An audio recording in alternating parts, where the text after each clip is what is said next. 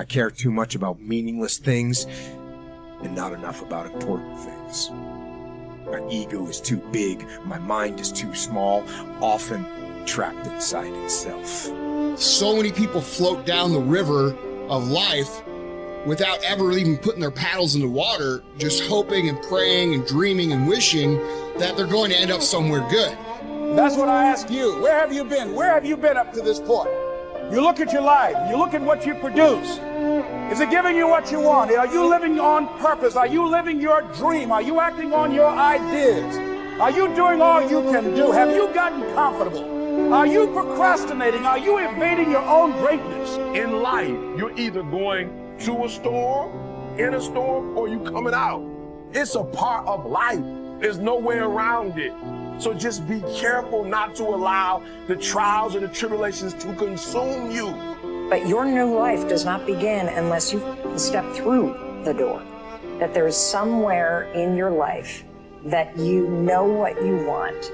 You can feel it pulling you. And you are actively arguing against it. You're bringing yourself down. You're beating yourself out.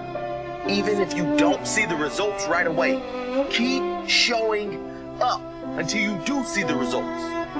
Even if you don't see the results for a very, very long time. Just know that if you hold your ground and push through pain, you will become stronger. Diamonds ain't formed on soft sandy beach somewhere. They're formed in the toughest, most intense, most dangerous place on earth. Under pressure that you couldn't even imagine. Under tension, under pain. This is where diamonds are formed. It's a matter of will, it's a matter of hard work, it's a matter of sacrifice, it's a matter of dedication, it's a matter of commitment. And I'm not talking about the commitment that says, yes, I'll show up, not that commitment. I'm talking about the commitment I'm gonna stay true to what I said I would do long after the move that I said it has left.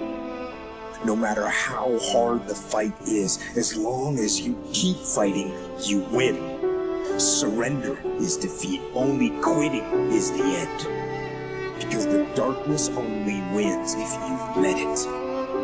But I have a better idea. Go out into the world and actually feel it. I never complain. That's why when people complain, I get so mad at them. When I say mad, it's disappointing. Because complaining is a setback for you. You should be finding a solution and progress and prosper. Focus on how your life will be better and what your life will look like when you get what you want. Focus on all the things in your life now and how getting what you want will get away from all that shit. You do this and your brain will think that by helping you get what you want, you're moving away from pain and towards pleasure.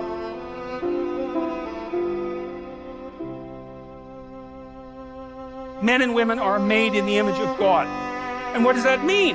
Well, if God is that which confronts potential with truth and courage and makes what's good out of potential, that seems to indicate that we have the same faculty. Like on a smaller scale, we're not omniscient, but we're not bloody well nothing. Our conscience is integrally tied into the structure of being in some manner we don't understand. And it certainly is the case that we take what isn't and turn it into what is. That's something, man. That's quite the trick we've been able to manage. And so we're made in that image. And so what are we supposed to do? Well, that's what we're supposed to do. We're supposed to type our letters and make our phrases and construct our sentences and build our paragraphs and put our chapters together and make our books and communicate to people and straighten out the damn culture and constrain the malevolence and ignorance that besets each of us and push nature back and extend ourselves out into the unknown and confront the potential that's there in illimitable quantities and make the world better than it could be otherwise. To move it away from hell, and it can certainly become that, and toward heaven to the degree that we can manage that. And that is a good enough goal. That's the thing. You need something, because your life is tough. It's hard. You need something that, you need something to get out of bed for and fight for. And then think about maybe that's something you could contribute to. Then it wouldn't have to happen anymore. And that would be a good thing. And God only knows what great things we could manage under such conditions. We're becoming incredibly technologically powerful. What would it be like if we became equally wise? Well, that would really be something. God only knows what we could manage in the next 20 years or the next 100 years, you know? We're running at 40%, most of us, you know, because we're half in and half out. And it's not surprising because life is difficult. Like, well, what if you were 90% in or 95% in or all in? Because you're all in anyways, right? It's a life and death game. No one gets out of this. Everyone dies. You might as well commit yourself. And you might as well commit yourself to the highest good that you can attain, because why not? It'll imbue your life with meaning. It's hard, the responsibility is there, but all the meaning's in the responsibility, and that'll make your life better. It'll make your family's life better, and it should make your culture better. Maybe it make the world better. It's like, that'll justify your damn miserable existence at 3 o'clock in the morning when you're wondering what the hell you're doing here. And that's a good thing, because there's going to be days when you're aching and tired and sore, and there's people in your family that are sick, and you're cynical and bitter, and you need a reason to get up, and you think, yeah, well, a little more heaven and a little less hell, maybe I can pull that off today and tomorrow and next week. And that's worth struggling forward for. And so that's how it looks to me. So if you want to do something, if you thought about something you want to do, take it head on. Decide that you're going to start looking at it, start doing research on it, start tackling it, start becoming involved in whatever and wherever it might lead you, to begin to explore the possibilities in that particular thing that you're seeking, so that you can begin to learn all you can about it. Decide that you're going to face it, that whatever shortcomings you have, that you're going to strengthen yourself there. Whatever training is required, that you're going to go get that training, that you're going to get started right now.